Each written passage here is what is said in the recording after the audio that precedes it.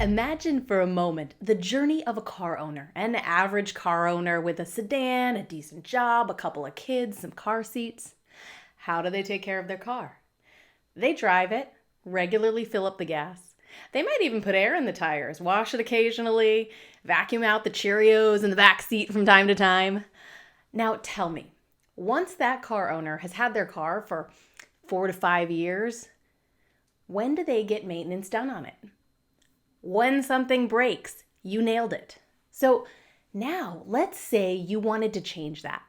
You wanted to get them into that dealership more often. Yes, we are talking about transforming the actions of every single vehicle owner in the world. Just, daily goals. So how would you do that? Well, let's talk through this for a second. You would start by figuring out what the car owners currently do and what they go through emotionally on that journey. And by doing that, you could recreate and redesign their experience. I've been working with a client who's doing just that. This is a client who makes an Internet of Things device for cars. And it's a device that plugs in under the dashboard and it can actually track where the car is within 3 meters. Now, this device was originally intended for those huge car auctions like Mannheim, where used car dealers go to buy cars for their dealerships, a place where there could be 100,000 cars on the lot, and you have to be able to quickly locate a car. And so that was the original intent, but they figured out with this device that you could plug it into the car's computer, and it can give you a way to get very specific OBD diagnostic data on an app for the car. Now, this device was designed with the dealerships in mind, but imagine this scenario. What if this device traveled with the car from auction house to dealership and actually got sold with the car? So the dealer keeps the device going and tracking problem codes and diagnostic data from the vehicle's computer. Now we can change behavior at this point with the consumer because the consumer is responsible for the well-being of the car. So imagine that you're a car owner and you've bought a car from this dealership, and one day you get a text that says, hey, your spark plugs, they aren't performing like they should be. In fact, based on where you are in the world and the average price of gas and the number of miles that you drive in a week, if you continue driving on these underperforming spark plugs, you're going to pay an extra $60 in gas over the next 2 months. But the spark plugs are only $50. So right now, you could click this button and order them, and they can get shipped to your dealership. And here's a button so you can schedule an appointment to go in and have them fixed by your dealer.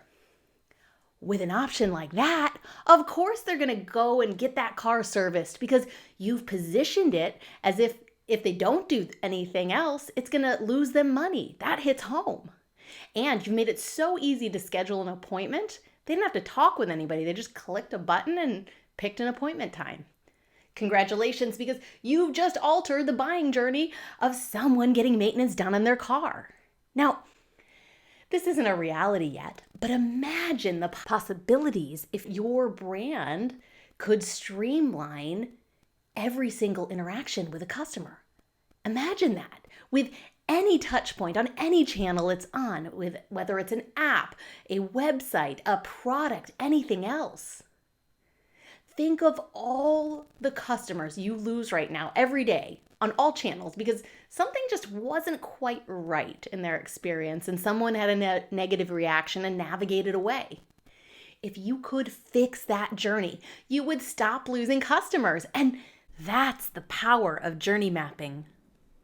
Now, here's a question I think about a lot. What do all truly great products have in common? Spoiler alert.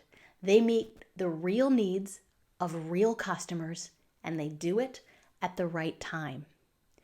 Now, this applies to any product, whether that's a cell phone, an electric teapot, a car, heck, it even applies to services too. In business and in life, timing is everything. So if we want to create a magical experience for our customers, we can start by looking at their journey in a chronological way. That way, you can identify the moments that matter and make them remarkable.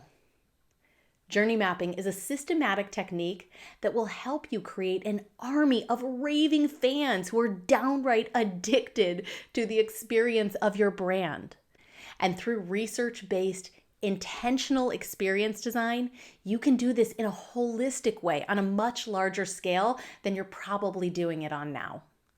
And that's exactly why I've been invited to come here today and to talk with you about your customer's journey. Now, customer journey mapping may be an unfamiliar term, so let's start with the basics.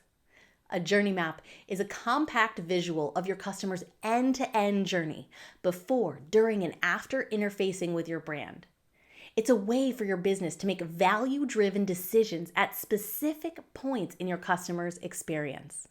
In other words, it enables you to identify those make or break moments and take action. In the rest of this talk, we're going to cover why you need a journey map in your organization, how to gather data from your customers to create this map, how you can visualize their end-to-end experience, and how you can use this tool to continually improve your products and services and marketing.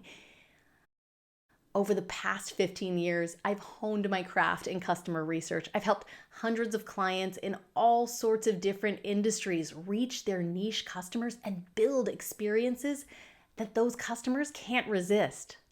Today, I'll be sharing with you the exact processes and templates that I've developed along the way when it comes to journey mapping.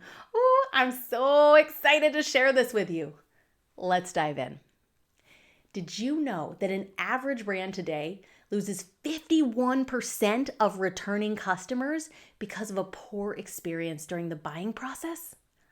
Now, imagine that you knew exactly where these pivotal moments were in your buyer's journey. You could systematically go through and fix every single broken part of the experience. In fact, companies who leverage journey maps and do this at scale are actually seeing a 54% increase in their marketing ROI and a heck of a lot more employee engagements.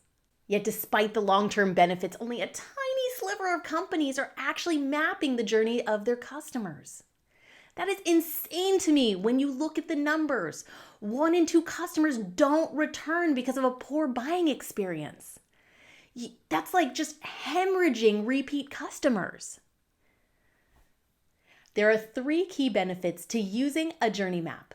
First, you'll be able to maximize your conversions and sales in record time. By looking at the path your customers take, you'll be able to spot any needless steps you can cut out to drive conversions faster, or identify wide open gaps where some communication could move the customer to the next step. For B2B sales specifically, a journey map on average will make you 18 times faster to close that deal. Second, you'll be able to deploy internal resources more efficiently to engage customers. Since the customer journey map is essentially a bird's eye view of the end-to-end customer experience, it gives teams a better understanding of how a customer becomes a customer, what campaigns might work to improve engagement, where to spend your time and effort collaborating to create a more robust experience for your target audiences. You'll be able to deploy your resources, your employees, salespeople, agents, your budget to the right places at the right times. You can eliminate overspending in areas that don't matter. Third, happy and loyal customers result in a lot more referrals. One study estimated that the average company actively using a journey map earns 3 to 4 times more revenue from customer referrals. A journey map is a tool for sure, but it's far more than that. It's the story of your customers and how they make their way to your brand. All right, now that you're convinced that you need to be using journey maps, let's shift into something a bit more tactical, because journey maps, like all maps really, are super useful, but only if you know how to read them. So let's walk through the structural elements of a journey map so that you can not only read one, but also create one on your own. When you map the experiences of your customers, the first 2 things you'll want to make sure to get down on paper are touch points and channels. Think of touch points as the activity, exactly what the customer is doing. and think of channels as how they're doing it. So let's say a customer pays for a product. The action of paying is the touch point. That's the what. The way they choose to pay, that's the how. They could pay over an app or on a website or by phone. These are all possible channels for that touch point of paying. By plotting these in a chronological path, you'll see a high-level view of how touchpoints and channels interact, and you can intentionally orchestrate a seamless cross-channel experience. I think it's worth noting, too, that we focus a lot on digital channels like websites, apps, social media platforms, but really these channels are any point where a brand and customer meet. They can absolutely be offline, a brick and mortar store, a car dealership, a trade show. Some channels are more interactive than others, too, like a phone call, a live chat, a conversation with a sales associate. On the other end of the spectrum, you have channels that are not interactive at all, like billboards or a static Facebook ad. And then you have some that are in between, like a kiosk at an airport that somewhat customizes what you see based on what you push on the screen. We group all of these touch points and channels into phases of the buying cycle. Now, these phases could be different for different types of businesses, but often there's something similar to awareness, consideration, purchase, and post-purchase. So awareness is when your customer first realizes that they have a challenge or a pain point they need to solve. Consideration is that phase when your customer is comparing alternatives and seeing if they want to buy from you. Purchase is the making of the decision to buy and then that action of buying. And then post-purchase is everything that happens after. So using your product or service or sharing the experience with others would be examples of touch points that would go under that post-purchase phase. Next, journey maps document emotional reactions at each point in the journey. Often this is a curve that plots pain levels as emotional highs and lows. I like to actually label the key emotions with words too, or emojis or both.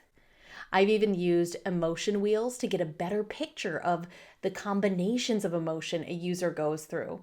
And I've actually been on a team that hired an illustrator to create cartoon images of people's emotions at various stages of a buying journey. So there's many ways to do it. No matter what kind of image you create, by learning all we can about the moments when customers feel frustrated, anxious, or upset, we have an opportunity to take a negative point in the customer's journey, turn it around, and truly delight that customer, often resulting in a boost to brand loyalty. Finally, many journey maps layer in other research to build empathy with customers. If you have a staggering statistic based on your research, for example, maybe 90% of your customers drop off at a specific point, drop that into your journey map along the pain point line. And pro tip, adding raw quotes directly from your customers creates real emotional impact. For example, a user in one of my past studies said, "This is so frustrating, I'm about to cry." And that single quote added right into the journey map for key stakeholders to see really helped the organization connect with this customer segment and redesign that moment in the journey. Some journey maps will include all of these elements and some will only include a few. They're designed to offer a custom view of exactly the experience your audience goes through when they interact with you. What's important is that your journey map accurately reflects your customers and that it's used to make user-based decisions for your business. Now, the fun part. Let's get down to the nitty-gritty and talk about how to even know what the journey is for your customer, how to gather the data you need that's going to give you the right insights to plot that customer's journey. Research is the most important piece here because if you want to really understand your customer's journey, you need to get into their world and empathize with what their experience is actually like. thinking like a customer will help you know what to ask and how to probe deeper and how to get the best possible data from your study participants. So here are 4 ways to stand in the shoes of your customers and to get you the data you need. So first, find out where they hang out online. The goal here is to spy on your customers a little bit, to see what they're talking about, and to start some conversations. For instance, maybe your audience is new moms and they're hanging out in a Facebook group. So go into that group and in that search bar, type in words like recommendations or help or looking for, and this will pull up posts about the challenges and pain points they have. It's literally that easy to start getting data. The myth that market research is time-consuming and expensive, it's just that, a myth. There are plenty of ways to do this without a big budget. Next, once you have figured out some of the key pain points, go into that community and start asking questions. Reply to some of the posts and ask about something you genuinely want to know about or are curious about. In addition to commenting on their posts, pose questions that are relevant to that specific community, like what's the best car to fit 3 car seats in the back? Or even a brand question, what do you think of Volvos? I don't see them much on the road anymore, but I hear their safety features are top-notch. Thoughts? Another way you can get market research data guerrilla style is on Clubhouse. Right now, Clubhouse is one of the fastest and easiest ways to get data from customers. You can test messaging by opening a room and finding out if your words attract the right crowd. You can start a quick conversation about a topic and shut the room down when you've got the data you need. If you know you're targeting a specific audience, you can even create a targeted club and run a daily room to grow community there. For instance, my company sells market research and UX research, so I created a club on Clubhouse where we have daily rooms to talk about business growth. Now, research doesn't always come up, but I'd say 9 out of 10 times, the reason why someone's business isn't growing is because their company doesn't know enough about their customers. They don't know where to reach them or what messaging to use or where to advertise. All of the questions related to those topics, they're all research-related problems. Wherever you start those conversations, though, remember not to sell. You're there to learn, you're there to engage, and on Clubhouse specifically, you're there to add value to other people. That'll give you credibility and allow you to sell more down the line. The next major type of research that you can do quickly and cost-effectively is to set up one-on-one interviews and focus groups with your customers. You can learn so much by asking people to talk through their experiences from awareness and consideration all the way through the funnel. Ask participants to tell you all the activities they went through when buying your product. Ask them to walk you through it step by step. Do enough of these, and participants just start listing their activities in the journey map. If you're in person, invite them to put sticky notes on the wall and actually plot out their journey, and have some participants, either in the next interview or if you're in a focus group style, actually go through and reorganize and have a discussion about their journey and how it differs. If you're conducting these sessions virtually, online sticky note tools like Miro or unmoderated card sorting software like Optimal Sort make it possible to do this without being there with them. The third major way to get data for a journey map is through ethnography, meaning directly observing your customer's behavior. Ever watch a frequent shopper at a thrift store? You will see them collect a ton of stuff into their carts, and then right before checkout, when they pull up to the checkout, they remove things. They do this because at thrift stores, the things you find are one of a kind, and they're worried that someone else might grab it. Observing shoppers as they shop and being that fly on the wall gets you deep insights into your customers' processes, motivations, and emotions. Finally, mobile diary studies let us ask participants to log their experiences over time.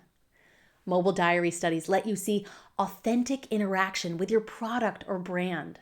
And they don't need to be text only, they can actually be video diary studies where you ask people to take a video every time they're taking an action toward a goal, like buying something. For example, if we were doing a study on how people shop for holiday gifts, we might have them take videos or answer surveys throughout the process and get ideas for all sorts of things along the way. I actually did this for a company last holiday season where we got screen recordings and videos every time someone took steps to buy a voice AI device like a Amazon Echo or Google Home for someone. Here's an example of a recording we got from a participant in the consideration phase. Really want to take a look at some of these Amazon Echo Dots, and mostly because my wife has an Echo Dot and my daughter steals it from her all the time and drags it around the house. So we've got some of these Echo Dot with Alexa that's 4th generation, and it seems so. We'll look at the infograph here, and you can play music, set timers, connect it to your smart home, ask for information, uses intercom, which might be nice if, you know, my daughter is playing music upstairs in her room and for some reason I need to yell up at her, and of course she's going to have it too loud because she doesn't understand what volume is quite yet, and I could just drop in on her, which seems nice. And we'll look, so we've got some with LED display, a couple that don't have LED display, and we've even got some of these kids edition ones, which actually might be nice because then we could really distinguish whose dot is whose. Or, you know, I mean, I could just choose a couple of different colors here too, which might be just fine as well. Now, if we go down here and take a look at some of the reviews, we scroll down a little bit further. Some scrolling.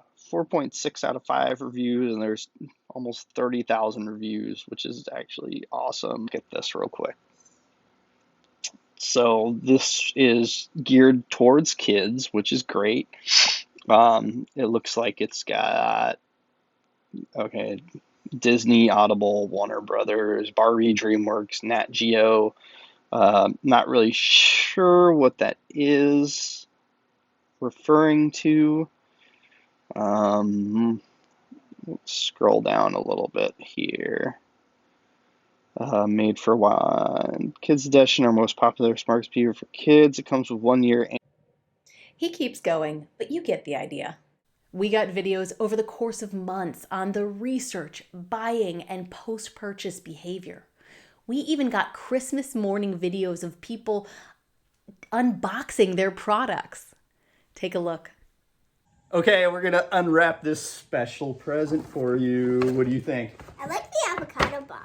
Oh, you like the avocado box. Okay, let's see what you got.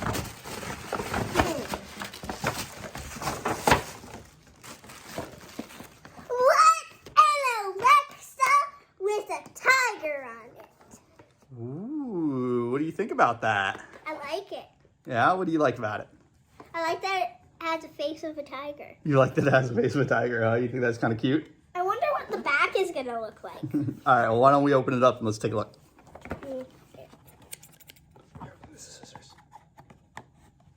Here, why don't you do it? Yeah, I use the scissors.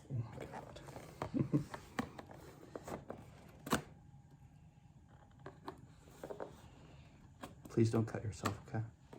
Dad, What? I didn't. Where are these back buttons? Those are the play and pause and turn off buttons, I believe. How is it going to hook up to Spotify music? We'll link our accounts to them, so you'll be all set up in your room for it.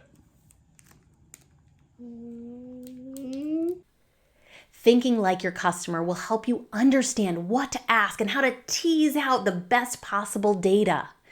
And now you're armed with a number of techniques to actually get you the data you need for your journey maps.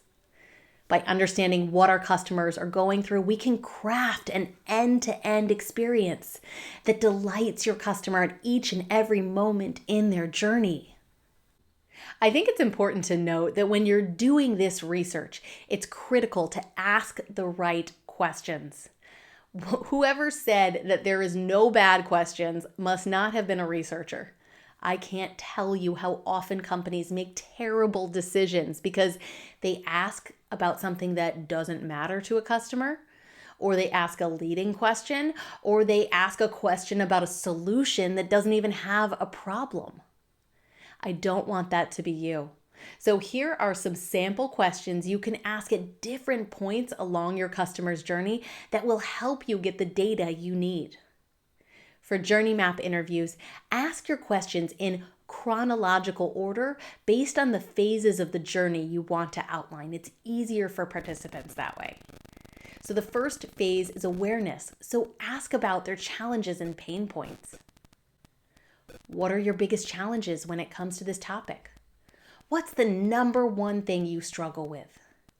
Note that these questions are about the topic, not about the brand. So a sleep clinic might ask, what are your biggest challenges when it comes to sleep? A tech startup might inquire, what do you struggle with when it comes to integrating machine learning in your organization? A car company might ask, what frustrated you most about your last car? After digging into the problem, then ask about how they came to know about you. What were you doing when you first heard about this company? What drew you to this brand in the first place? Who told you about this product? Next, talk about what they've tried in the past. Past actions are the best indicator of future behavior. So instead of asking, would you use this product, or what other competitors might you look into? Ask what they've already looked into. What else have you tried? What sources did you get information from when you were looking into this product? What else did you explore as an alternative? Who did you ask for advice? What features were most important when looking at competitors? Next, talk about buying. Tell me about your process for buying a product like this. Who is that final decision maker? Who influences the decision? What's the number one thing that stops you from buying? Finally, ask them about their life after purchase. Tell me about what you did with this product. How are you using it today? How often do you tell your friends about it? Now that you've been using it for a while, what features are most important to you?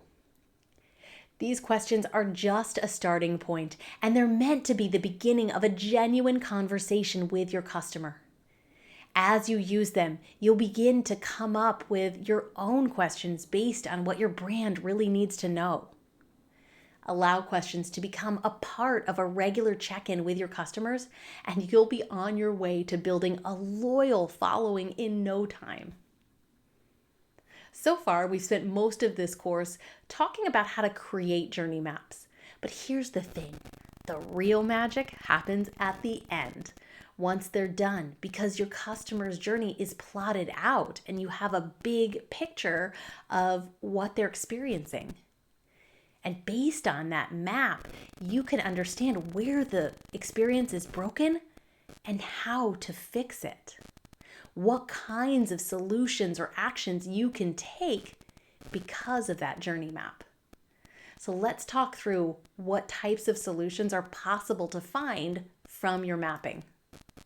The first thing you can do is to streamline the flow of a customer's experience. The goal with any buying process is to get your customers through the funnel as fast as possible. So in evaluating your buyer's journey map, pay attention to the channels they flow through and ask yourself, does the order and the sequence make sense? Can I cut anything out? For example, in most stores, if you order something online and choose in-store pickup, once you get to the store, you have to find parking, walk into the store, Find the customer service counter, wait in a line, show a receipt, wait 5 minutes for somebody to bring your items out to the front, and then you have to carry it back to your car. The Container Store, on the other hand, has streamlined this process. When you buy something from them and choose curbside pickup, when you get to the store, you don't even have to get out of your car. You open the email confirmation, click a button, and somebody brings it to your trunk. They've cut out all the unnecessary steps and have gotten the customer to done faster. They've made sure that there are no missing steps either that would cause a confusing jump between channels. Another solution you can get out of a journey map is the design of a user interface that the customer is interacting with. And that could be any user interface. So when we're looking at a user interface, we pay careful attention to how it's organized, the visuals being used, the words being used. Is it standard to interact with it? And is the flow the simplest flow possible to speed completion time for your tasks? The third thing we look at is how the customer feels during the journey. Where do those emotions run high and low? Where are the opportunities to fix something that's broken? Now, that's not to say we want to remove all anxiety and excitement from the site. Sometimes you need to create a little anxiety to build up to something great. The point here is that if we can plot your customer's experience, we can redesign it any way we want. Our goal with customer research is to understand what emotional drivers cause somebody to make decisions along the journey. And so things to ask when you're looking at your journey map are your customers looking for trust and safety? Are they driven by variety and adventure? Are they seeking connection, importance, personal growth? Are they longing to impact the world and serve others? By knowing your customers' desires, you can optimize their experience and systematically create raving fans who are obsessed with your brand. So the last part of this is really about spotting those opportunities to make an impact. If I'm being perfectly honest, this won't happen overnight. Designing a knockout experience comes with time and experience and, most of all, practice. When you're deciding how to redesign an experience for someone, you'll want to walk through each step of your customer's journey map while asking, what's going to delight my customer in this specific moment, in this touch point? Delight is tricky though, because it's not just about making someone happy. It's actually a mix of 3 separate emotions: anxiety, surprise, and relief.